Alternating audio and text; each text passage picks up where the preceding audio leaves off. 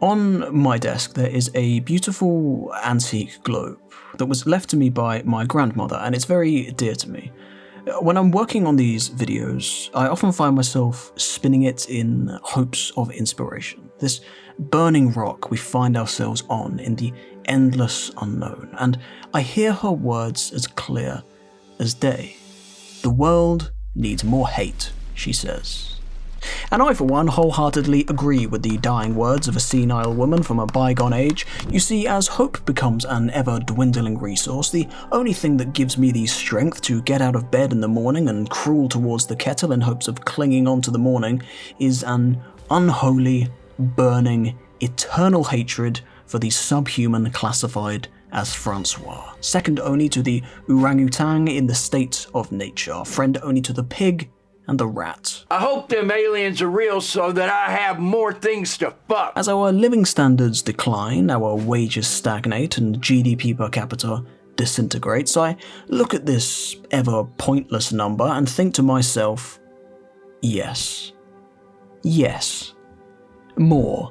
You see, when the British of old looked across the channel, they rightly chose to model themselves in direct opposition to all things gay and amphibious. The result, the most influential culture and empire in human history. Its only peer, Rome itself, who indeed had Carthage. If there is no opposing tribe, no one to compare ourselves to in a world of ever less meaning and community and identity, no threat or competition that spurs on progression, who are we?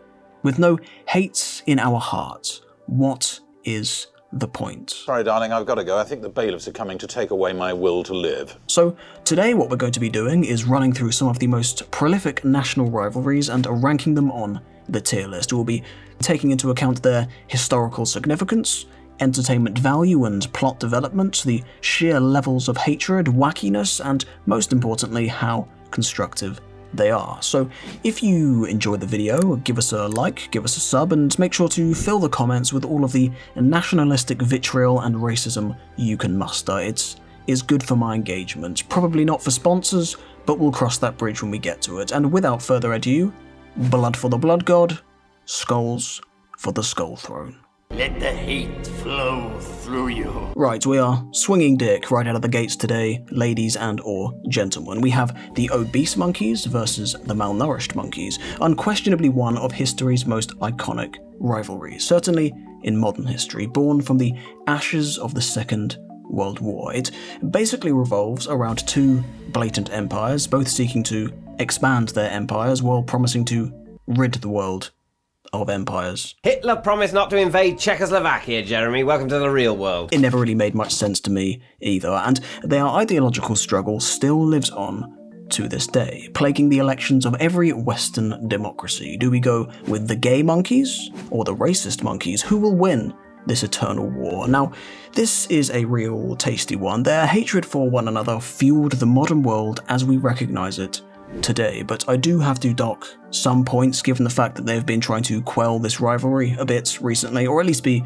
more cooperative, which is probably in both of their interests, but I can't bring myself to say that I'm a fan. Frankly, it's boring and I don't like it. Now, wait just a moment, I hear you typing, disbelief emanating from your spleen.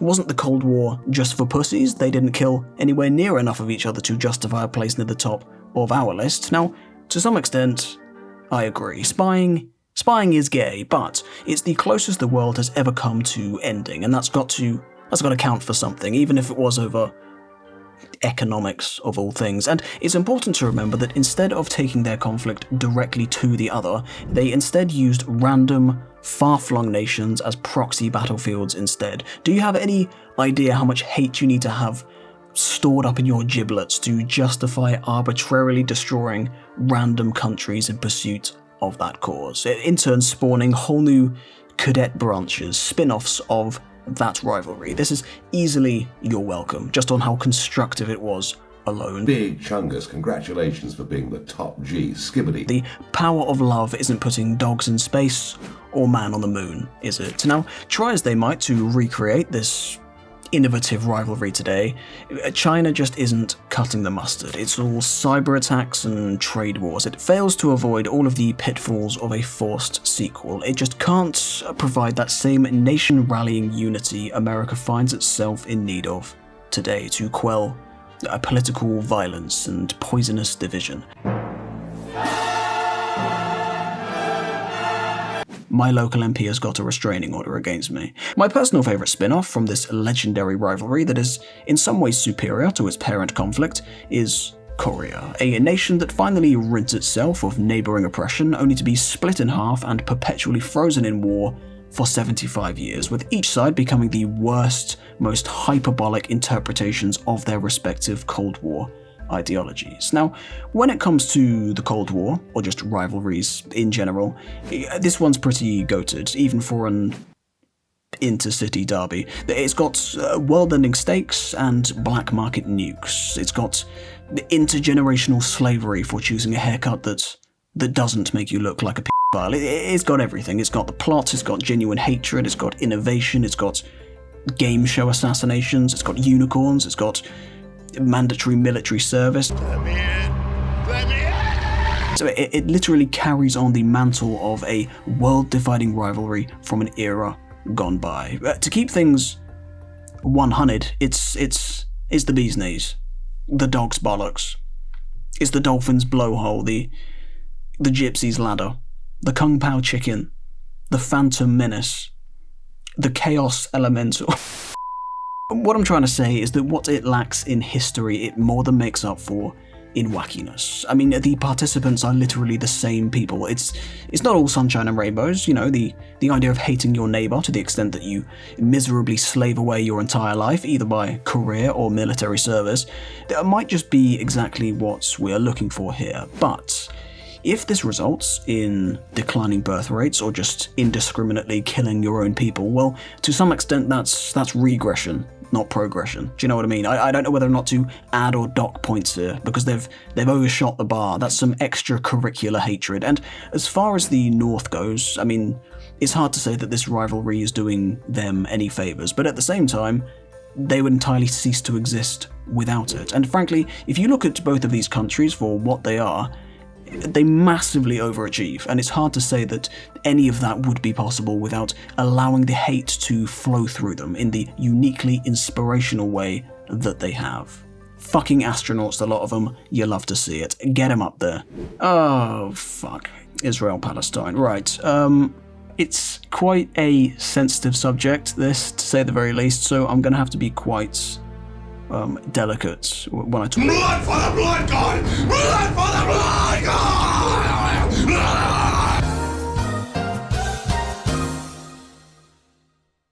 Ah, yes, the bankrupt homosexuals versus the genocide-denying money launderers. It's got a bit of everything, this. It's got the history, it's got the comedy, it's got genuine venom, it's got ancient innovation, from Alexander the Great's conquests to Byzantium showdown with the Ottomans, to the Greek War for Independence, to the Greco-Turkish War. Truly one of history's greatest rivalries. I was flipping bricks for Mansa Musa before y'all even became a Type 1 civilization. But it's hard to ignore the fact that since the days of Alexander, each sequel has felt increasingly more like fanfic, trying to reclaim lost territories from 1,000 years ago, which would be based as fuck if they weren't just two senile old men arguing over who lays claim to the invention of yogurt. I swear every Greek dish is just fucking garnish. Do they ever eat actual meals, or is it all just hummus and oil? How the fuck are these people alive? Regardless, I'm afraid to say that the modern conclusion of this rivalry is a bit disappointing and soggy. There's just no character arc, there's no plot development, just lesser iterations of the same shit. You know how in the 2000s, American TV shows just ran 20-episode seasons until the wheels fell off, getting progressively more and more shite, just killing off any chance of becoming cult classics? Well, that's kind of what we're dealing with here. Now they just talk nationalistic shit back and forth in Counter-Strike lobbies from the safety of their German apartment buildings, and to think what they could have become together. Queers for Palestine. But it did give us the Elgin marbles, and that shouldn't be forgotten. Now, I know that people won't be happy about this, and I expect to get ratioed hard for this decision, but I don't think this even makes it into Blood for the Blood God, nor Skulls for the Skull Throne. Once upon a time, maybe. Personally, I think this is the highest end of based. It's incredibly entertaining. You are weak sperm. You are weak sperm. This is the strong sperm. This is the Greek god. Okay, Greek god. If you have Greek god, you would have win, but you lose. It's got elements of all the things we are looking for, but it's not the kind of hate that inspires me, personally. I'm happy to chuck this one to the comments, to be honest. Go ham. Denmark and Sweden. What can I say? Autistic salmon guzzlers, the pair of them. There's just absolutely no observable difference, is there? Besides Sunni and Shia. I have absolutely no opinions on this one whatsoever. Special K. Alhamdulillah. Next up, we have India and Pakistan. Now, this one is kind of our fault, but not really. It depends how you look at it. You see, India is a very odd country. It's easy to forget that it's basically an entire subcontinent that was just smudged together into one nation by the British. It's kind of a country of countries with uncountable languages, cultures, religions, just about anything you can think of. But when the British left, they didn't want to just pack up and leave the country in free fall and turmoil. One of the biggest concerns was religious violence, particularly between the Hindus and the Muslims. So Pakistan was created as a kind of two-state solution, a home for the Islamic population. And now, to be fair to us, our hearts were in the right place. But granted, it wasn't really our place to put our hearts in the right place, and given the ungovernable nature of the country at the time, it was executed absolutely woefully and didn't really do much to prevent religious violence. But, well, that's what you get for being conquered by Jeff Bezos. None of this shit was supposed to happen. We just found ourselves in control of a subcontinent. What are you supposed to do? Not siphon their resources to get the edge on France? Are you fucking insane? Whether it's Kashmir or the streets of Birmingham, these lads can be found having a scrap in all four corners of the globe. Intergalactic levels of hatred. You do love to see it. And the fact that they both have nuclear weapons and the religious doctrine that makes it not impossible that they actually use them to the applause of the general public. This is the trouble with the public. They're fucking horrible. Peter, you can't say the public are fucking horrible. Yes, I can. I've met them. Well, that's pretty spicy, if you ask me, and I like the little wacky dance-offs they do at the border as well. But the sheer one-sidedness of this rivalry kind of limits just how constructive it can be, beyond military capabilities. But that's not an insignificant factor, though the fact that it's only been going on a national level for about 80 years does let it down a bit. But there's plenty of future ahead of them to build on this toxicity, and I for one will be waiting with bated breath to see what the future holds for this particular blood feud. I mean, any rivalry capable of putting us on a timeline that edges Donald Trump closer to a Nobel Peace Prize has got to be wacky enough to earn a spot near the top of our list. Unfathomable levels of content from these lads, based and corn-pilled. Next we have the Dutch versus the Flemish Wombles, the Wimbledon derby of international rivalries. Given the fact that only one of these countries is actually real, there's only one place it can go. Do you know what I mean? What am I supposed to say? Like, our time on this earth is finite. I'm not wasting my breath on this one. The clue is in the name. Now, I pose to you the question that no philosopher has yet been able to answer. What even is Ireland as a country and as a people if they can't hate the English? He was a serial killer who bragged about killing people, and he professed and confessed to be a demon. He was dead, bro. If he wanted you out of there, he'd go do it himself on feet by himself. Okay, so yeah, we might have subjugated you for 1,000 years. It's not the thing to do, I get that now, but, well, we said sorry, didn't we? It's like, well, it's almost like apologies don't mean anything anymore.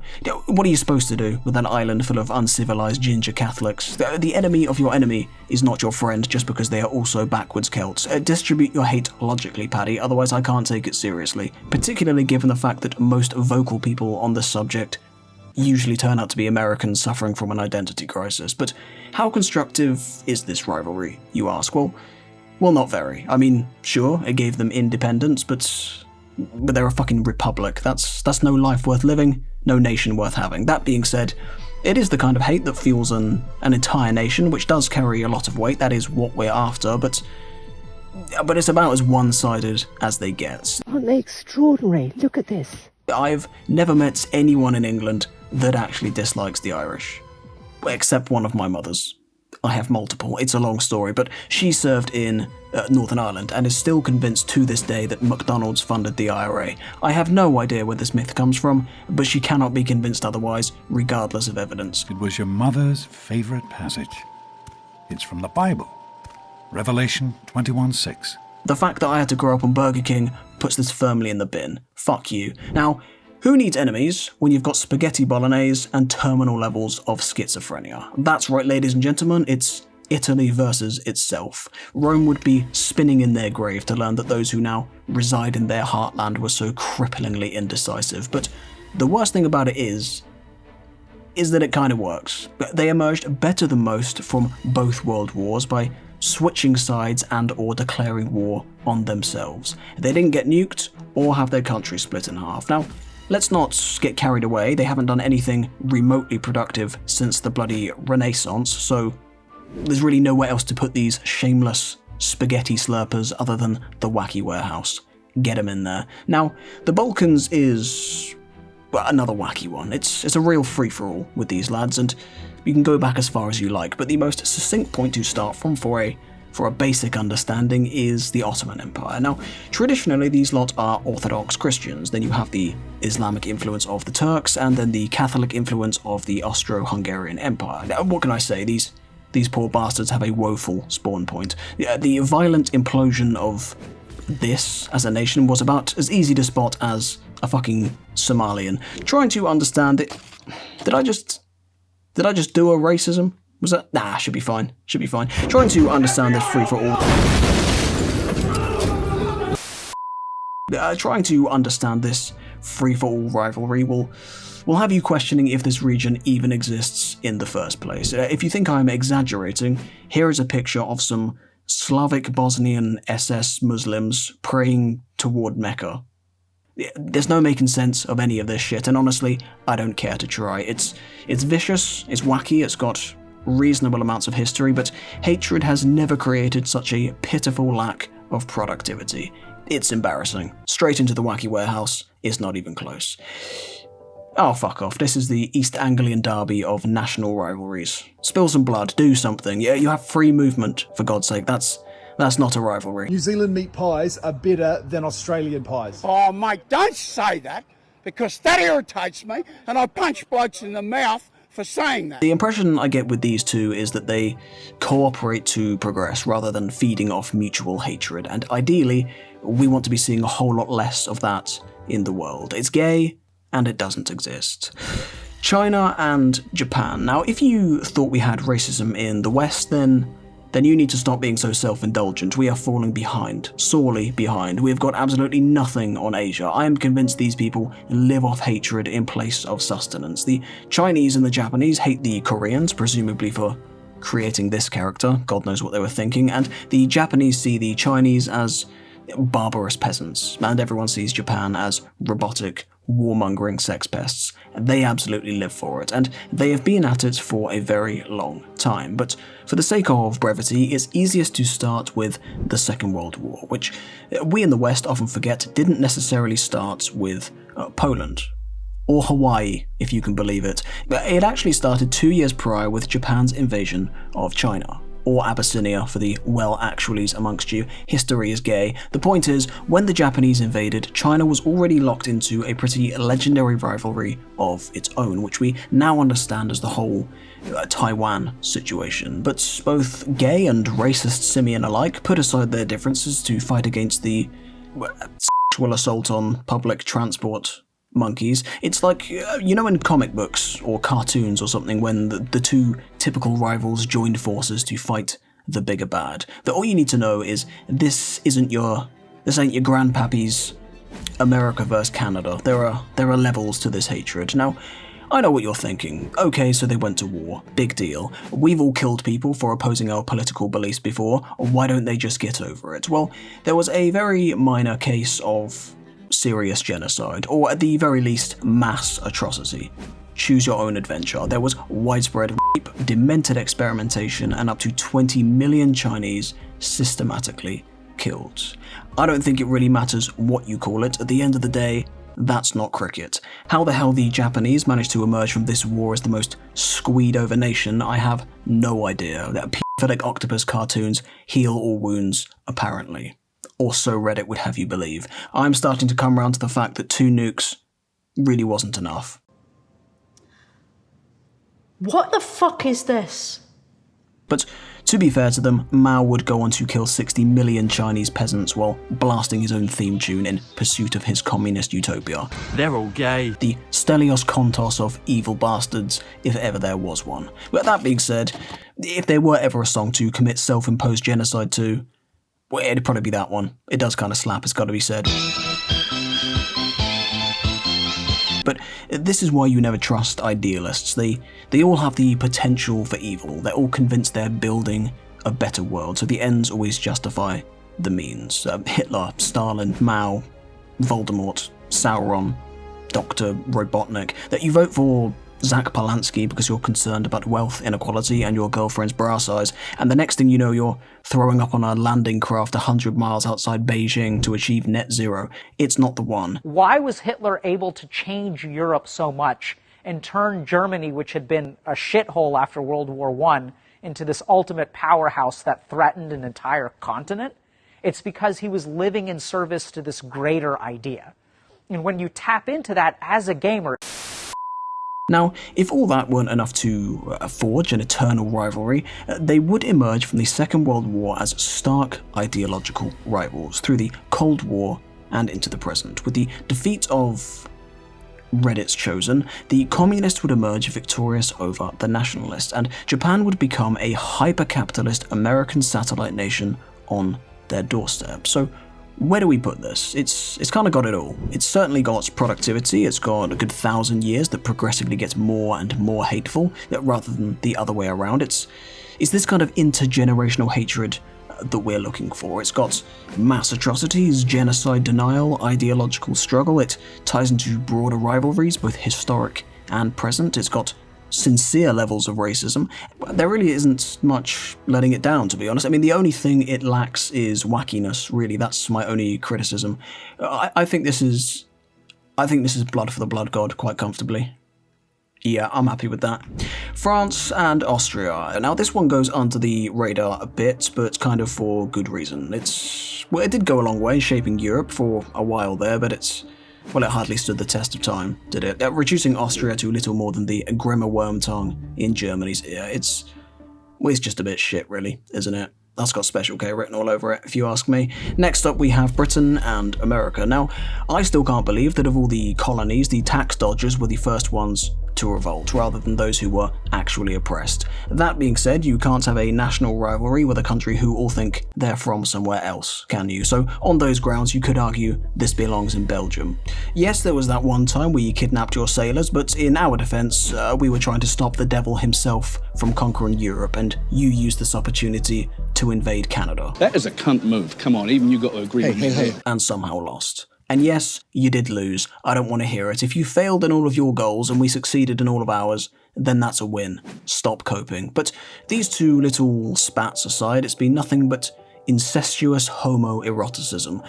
I barely have anything to say about it, really. I mean, the story arc's pretty kawaii, but there's barely any history. I mean, beyond culture wars politics, hatred rarely exceeds dead jokes about bad teeth and school shootings, which, despite being disproportionate, doesn't really do it for me. It's certainly not a hatred that gets me up in the morning, let alone through the week. Frankly, there's just far more that aligns us than divides us, that we believe in all the same shit because we're from the same place, and we've achieved infinitely more as mates than we ever did as enemies. Common Anglosphere W. What can I say? Are you an American or an American, Peter? What does that mean? That doesn't mean anything. It's not even a word. Uncivilized colonial dogs that they are. I quite like them, to be honest. Up the fat retards, straight in the bin. What a shit rivalry. Next up, we have the Sand Balkans.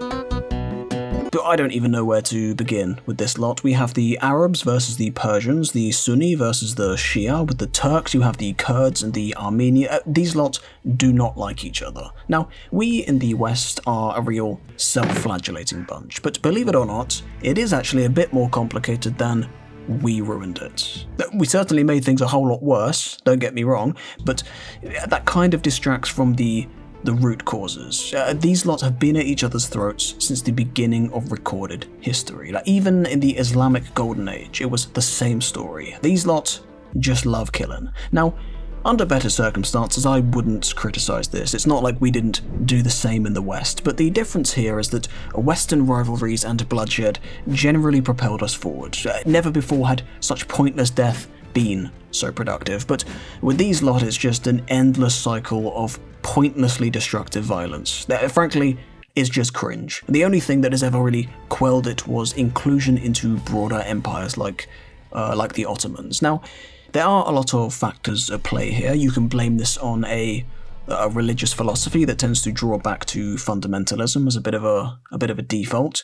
The arid geography, arbitrary colonial borders that bunched antagonistic groups into single states, sand under the foreskin. Sand under the foreskin is one of the most painful medical conditions imaginable. A whole number of reasons, but the main one, in my opinion, is the lack of a grassroots football scene.